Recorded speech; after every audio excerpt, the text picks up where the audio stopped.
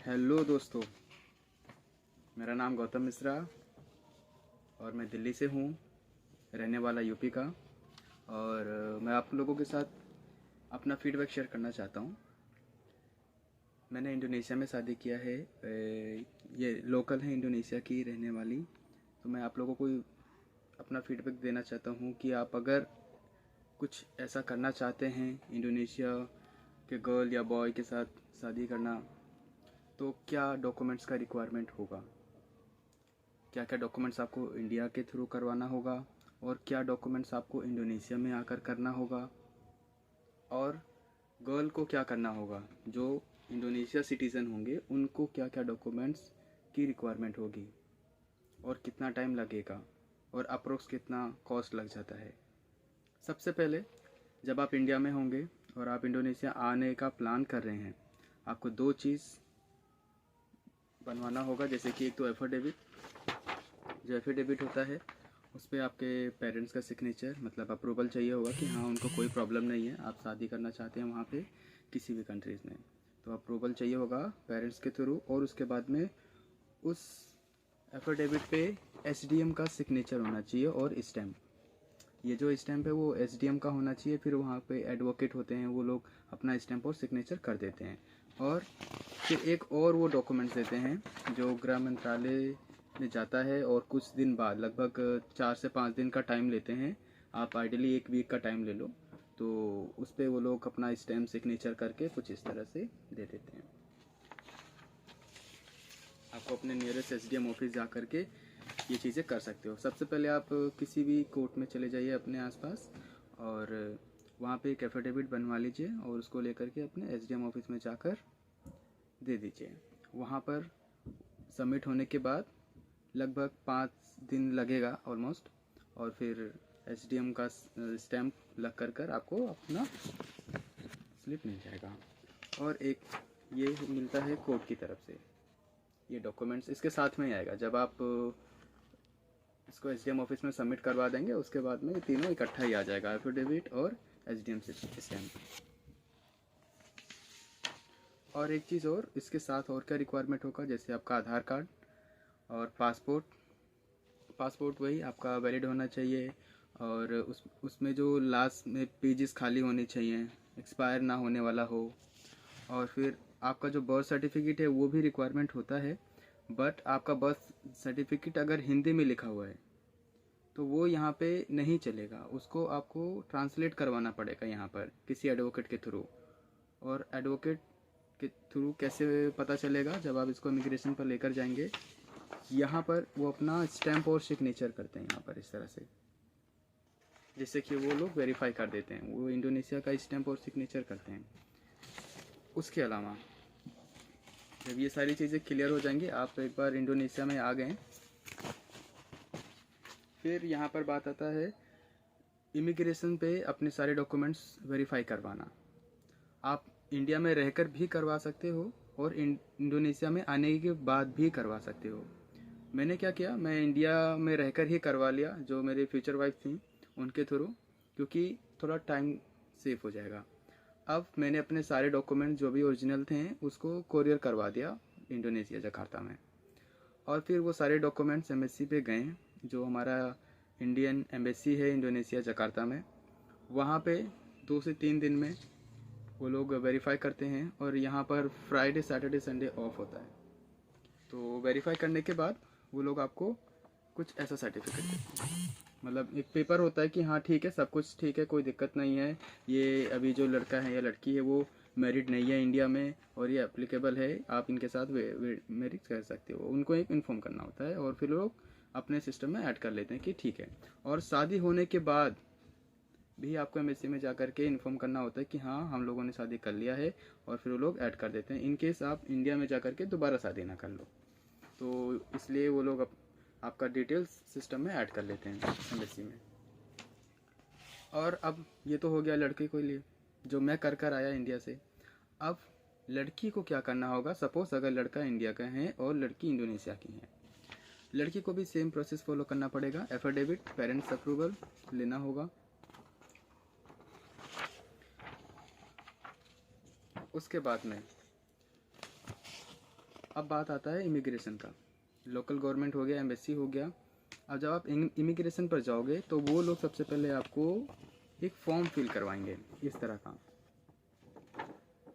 अब इस फॉर्म में आपको अपना बेसिक डिटेल्स देना होगा, अपना नाम, एड्रेस, डेट ऑफ बर्थ, ये सारी चीज़ें बेसिक चीज़ें होंगी। बट मैं रिक्वेस्ट करना चाहूँगा आप लोगों से, अगर आप इमिग्रेशन पर जाते हैं तो किसी एक इंडोनेशियन लोकल पर्सन को साथ में लेकर जाइए, जिससे कि आपको काफ़ी ज़्यादा हेल्प मिल पाएगा। अदरवाइज़ आपको हमेशा ट्रांसलेट यूज़ करना पड़ेगा। Translator I mean Google translate use करो या फिर किसी का हेल्प लो, क्योंकि इस फॉर्म के अंदर जो भी कुछ लिखा है सब इंडोनेशियन में लिखा है। आपको बिल्कुल समझ में नहीं आएगा अगर आप यहाँ के लोकल नहीं हैं तो, और आपको इंडोनेशियन भाषा नहीं आती है तो। अच्छा होगा कि आप किसी को अपने साथ लेकर जाइए जो इंडोनेशिया का लोकल हो, जो आपकी हेल्प कर पाए इन सब चीज़ों में।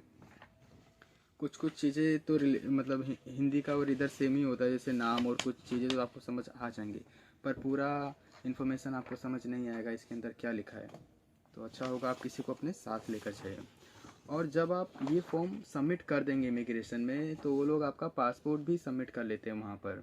और इसके साथ साथ आपके वीज़ा, अब जैसे मैंने लिया था यहाँ पे टूरिस्ट वीज़ा लेकर के एक एजेंट के थ्रू मैंने स्पॉन्सरशिप ले लिया था।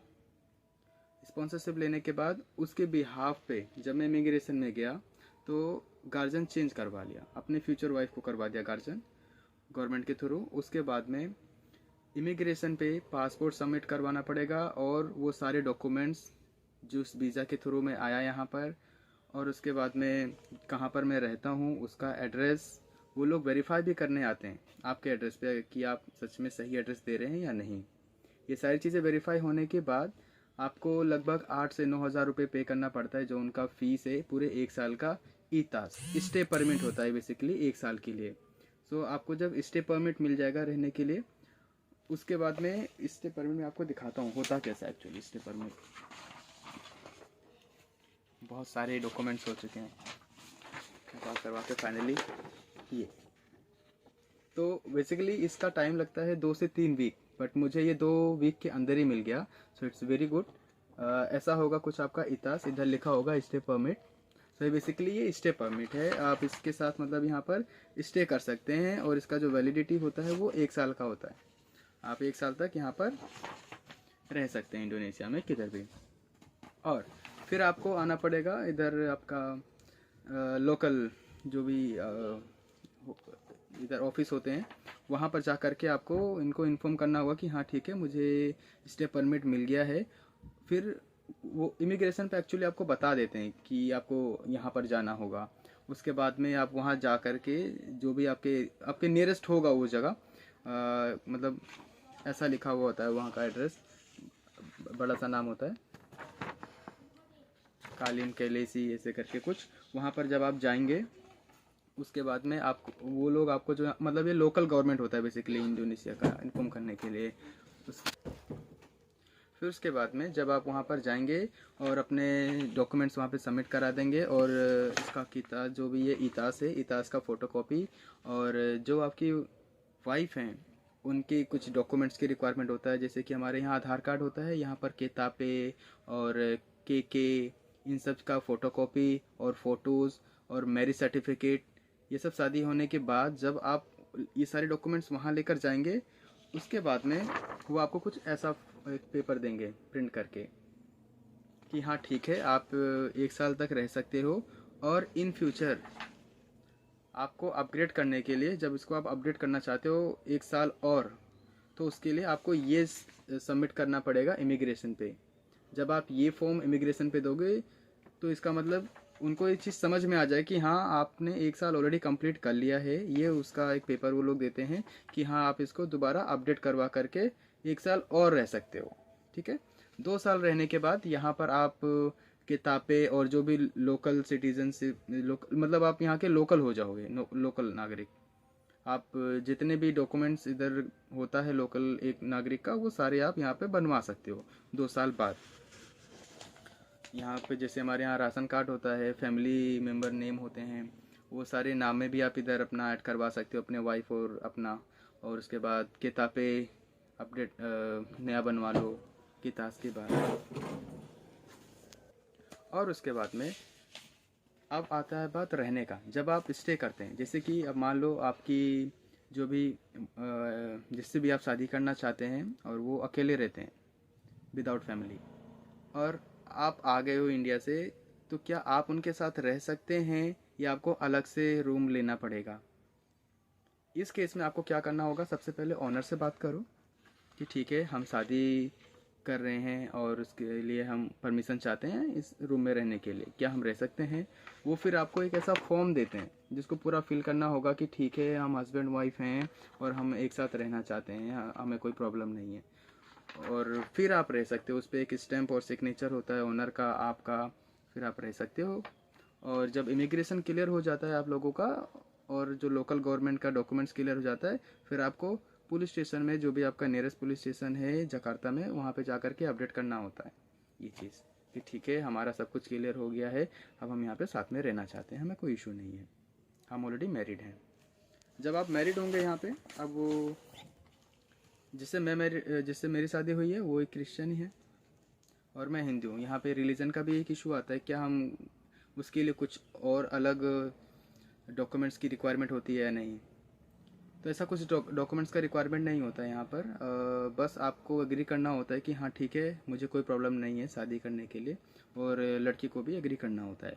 शादी होने के बाद हम, जैसे मेरा शादी चर्च में हुआ था, तो वो लोग कुछ ऐसा सर्टिफिकेट देते हैं एक चर्च में, जिससे कि हाँ ठीक है आप लोग अब शादी का पूरा तरह से हो चुका है, आप अपना रह सकते हैं किधर भी जा कर के, जकार्ता में या किधर भी। तो हम लोग फाइनली भी जकार्ता में हैं और अब हमें कोई इशू नहीं है। ये लगभग 1 मंथ लगता है पूरा प्रोसेस होने में, इससे ज़्यादा टाइम नहीं लगता है अगर आप सब कुछ टाइम टू टाइम करेंगे तो। और इसमें मैं आपको बता दूं, मैंने कोई भी एजेंट या फिर कोई सेकंड पर्सन नहीं रखा है, सब कुछ अपने आप से किया, कुछ यूट्यूब से समझ करके और कुछ गूगल से समझ करके। बट स्टार्टिंग में मुझे थोड़ा काफ़ी प्रॉब्लम फेस करना पड़ा था कि क्या क्या डॉक्यूमेंट्स होगा। पहली बात नाम नहीं पता थे, उसके बाद में कैसे कैसे होगा, कितने रुपए लगेंगे। तो एजेंट से मैंने एक बार बात किया था एक्चुअली एम्बेसी में, बट बहुत ज़्यादा पैसे मांग रहे थे, और ट्रस्ट में उसमें सिर्फ 5,000 का काम था बस, जो एक गवर्नमेंट फ़ीस होता है। तो मुझे लगा कि ये सारी चीज़ें आप लोगों के साथ शेयर करना चाहिए। और अगर किसी के पास कोई क्वेश्चन या फिर कुछ डाउट हो सो प्लीज़ कमेंट करें, और अगर मुझे जानकारी होगा सो फॉर श्योर मैं आप लोगों की हेल्प करूंगा। और नेक्स्ट वीडियो मैं बनाऊंगा टिकट्स के लिए, कि अगर आप इंडोनेशिया आना चाहते हैं तो कौन से एयरलाइंस बेस्ट होगा और कैसे आ सकते हैं, कितना टाइम लगेगा और कितना उसका कॉस्ट आएगा। Thank you so much for your time and see you in the next video.